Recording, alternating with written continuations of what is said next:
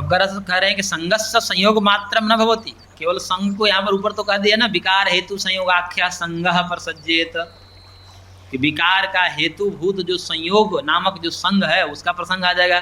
तो यहाँ पर एक बात ये कहना चाह रहे हैं कि देखिए यहाँ पर संग केवल संयोग मात्र नहीं है, संगस्य संयोग मात्रम न भवति, संग का मतलब केवल संयोग नहीं है। संग होता है ना, संग कुसंग क्यों कहते हैं, संग का प्रभाव पड़ता है, संग, हाँ संग का मतलब कि प्रभावित करने वाला जो होता है उसको संग कहते हैं, चाहे वो कुसंग है या सुसंग है, कुसंगति और सुसंगति वो दोनों प्रभावित करती है। तो जिसके साथ जैसा रहेंगे वैसे प्रभावित। लेकिन रहीमन ने एक अलग ही बात कही, रहीम कवि, जो रहीम उत्तम प्रकृति काकारी सकत कुसंग, चंदन विष व्यापे नहीं लपटे रहत भुजंग। तो जो कह रहे कि उत्तम प्रकृति के लोग हैं उनमें कुसंग का भी प्रभाव नहीं पड़ता, कितने भी कुसंगी उसके साथ रहेंगे उसको परिवर्तित उत्तम। लेकिन मध्यम और मंद वाले तो प्रभावित हो जाते हैं, उत्तम वाले प्रभावित, जैसे सांप चंदन में लिपटा रहता है लेकिन क्या चंदन की शीतलता और उसकी महत्ता कम हो जाती है? कम नहीं होती। सांप के भुजंग के लिपटे रहने से चंदन की शीतलता उसके गुण में कोई हानि नहीं होती।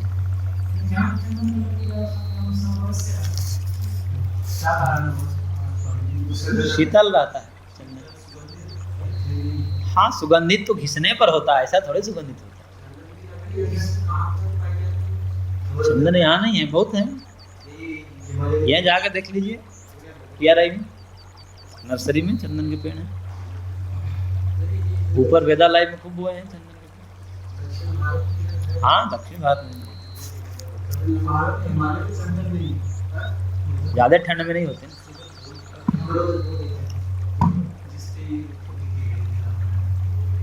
तो चंदन शीतल होता है।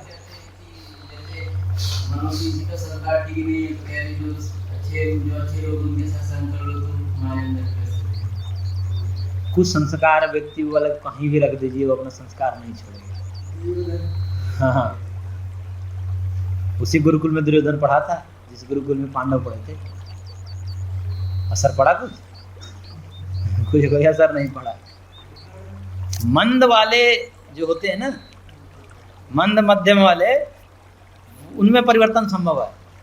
जो मध्यम मार्गी होते हैं उनमें परिवर्तन हो सकता है, एकदम नीचे है एकदम ऊपर है, उन दोनों में परिवर्तन संभव नहीं है। आप ऊपर वाले को नीचे नहीं गिरा सकते, एकदम नीचे उसको भी ऊपर आप नहीं उठा सकते। तो भगवान चाहे कोई ऐसी कृपा करें तभी हो सकता है, नहीं तो सामान्य रूप से नहीं। हो गया, चंदन वाली बात हो गई। कहाँ चंदन के पीछे पड़े हो गए? अरे विषय में रहिए, ये भटकना भटकाव है। इसका मतलब कि आपको विषय में ध्यान नहीं है। आप चंदन के विषय मत बोले, मेरे चंदन की कोई तस्कर नहीं है हम, चंदन के विषय में ज़्यादा फर्क है। चंदन के हमने खेती की है ना, चंदन जहाँ उगते हैं उस प्रदेश के हैं, हम तो धान चावल में हमारा जन्म हुआ है, तो रहे नहीं वहाँ ना, पहाड़ों के हैं नहीं, तो ज़्यादा हमें चंदन के विषय में बस इतना ही है कि रहीम के दोहे पढ़े थे बचपन में, वही आपको सुना दिए। चंदन का हम पारखी नहीं है, नहीं हमारी कोई दुकान है चंदन की कि आपको बता दें हम। ये होता है भटकाव। देखिए जब विषय में मन नहीं रहता है चित्त आलम्बन खोजता है दूसरे जगह भटकने का, और वहाँ लग जाता है, वहाँ लग जाएगा, विषय को नहीं छुएगा। विषय में रहिए। हीर जैसे में आ गए, देख रहे हैं चित्त का भटकाव कितना है।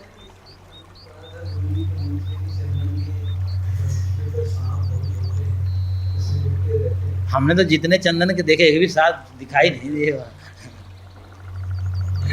कहाँ कभी काल दिखे होगा जहाँ पर ज्यादा चंदन के बाग हों, उसमें हो सकता है एक आध कहीं दिख गए हों, शीतल प्रकृति होने के कारण। क्योंकि अजगर आदि प्रकृति के जो सांप होते हैं वो शीतल जगह खोजते हैं, बैठे रहते हैं। हाँ, तो हो सकता है कुछ।